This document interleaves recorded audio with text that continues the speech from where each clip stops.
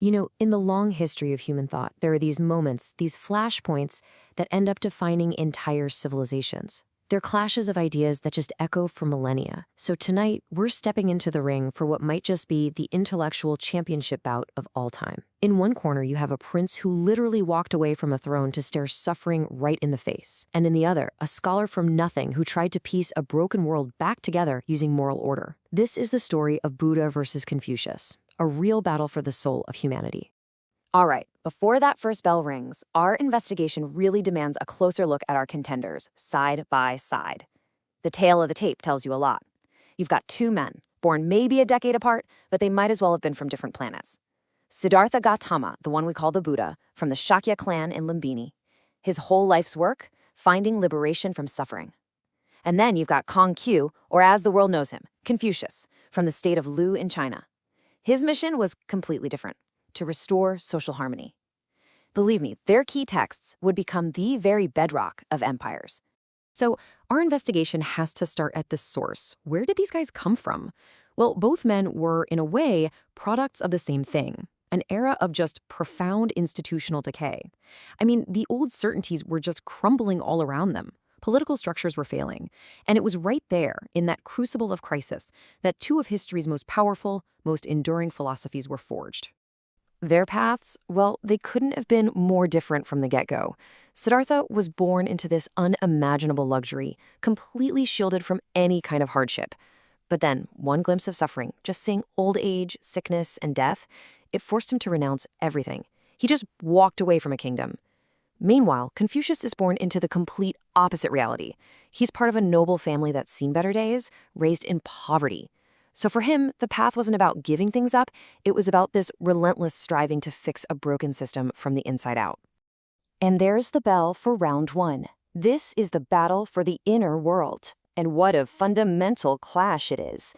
It's about the very definition of a meaningful life. Is the goal to rise above the world, or is it to perfect it? The Buddha steps into the ring with this devastating opening jab, dukkha. Life, he says, in its very essence, is suffering. And we're not just talking about physical pain. He means this deep, existential, unsatisfying feeling. He argues that our constant craving, our clinging to things that are, by their very nature, temporary, well, that is the source of all our sorrow. It is a stark, absolutely uncompromising diagnosis of the human condition.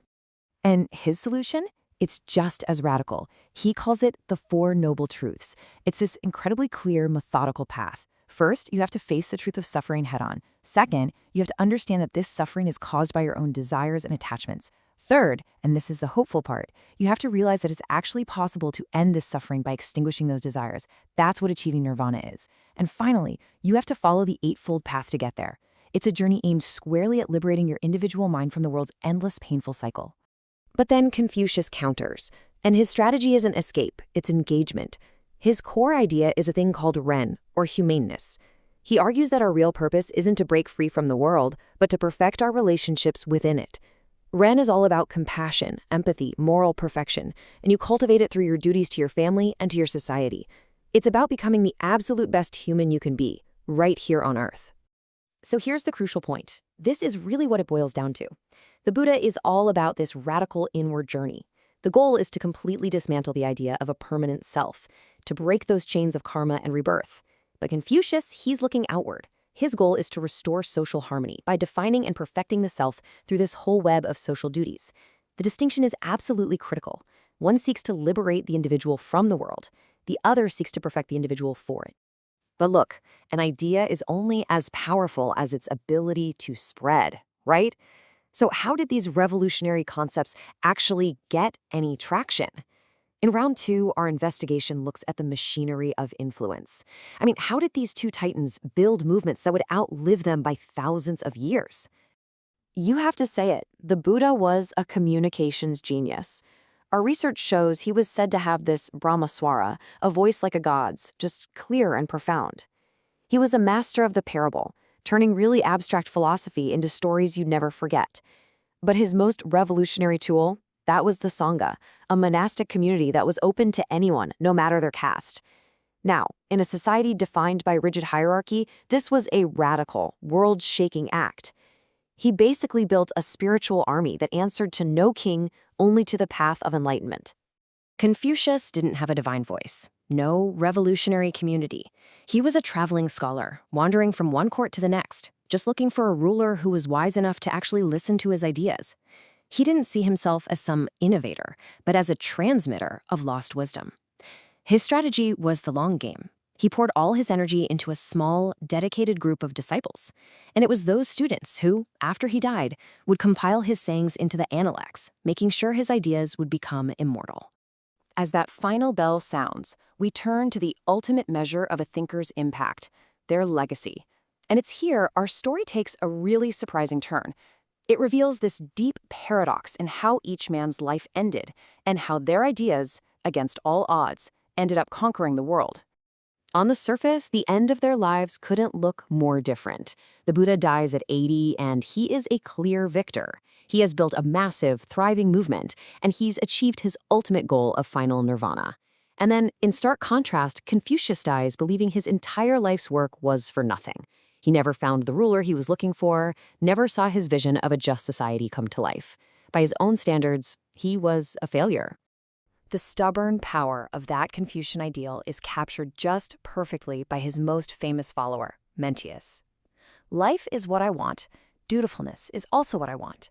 If I cannot have both, I would choose dutifulness rather than life. That was the ideal.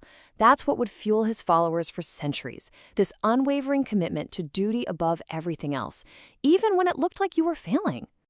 And then, history delivers this stunning reversal. The Buddhist path of personal liberation, it becomes the state religion of huge empires. And why? Well, think about it. A philosophy that pacifies people and promises them a better existence after this one, that can be a really powerful tool for social control. Meanwhile, the failed scholars' teachings on social duty, they become the official state ideology of China's powerful Han Dynasty, providing the perfect blueprint for a centralized bureaucratic empire. So in this final stunning paradox, the philosophy of escape and the philosophy of order, they both ended up becoming instruments of state power. So, after all the rounds, who's left standing? Who's victorious? The man who conquered the inner world, or the man who tried to order the outer one? Well, our investigation has led us to a surprising and maybe a very necessary verdict. The final verdict is in. There is no knockout. There is no clear winner here. This bout, it ends in a draw. And not because their philosophies are equal, but because they are both absolutely essential. A healthy person, and for that matter, a healthy civilization, simply cannot choose one over the other. We need the Buddha's profound inward journey to find inner peace, to cope with the suffering that's just part of life. But we also need the Confucian emphasis on duty, on ritual, and on our relationships to build a stable, just, and harmonious society. It's like one teaches us how to live with ourselves, and the other teaches us how to live with everyone else. But before we leave the ring, there's one final question that just kind of lingers, a thought that hangs over this entire contest. And it challenges the very foundation of why we remember them at all. Just consider this for a moment. What if Siddhartha had just remained a comfortable prince? What if Confucius had actually found his patron and become a successful but ultimately forgotten bureaucrat? Was it just their ideas alone that cemented their legacy? Or was it the raw power of their stories, the story of the great sacrifice and the story of the noble failure? Maybe, just maybe, their ultimate influence was born not from their triumphs, but from their struggle.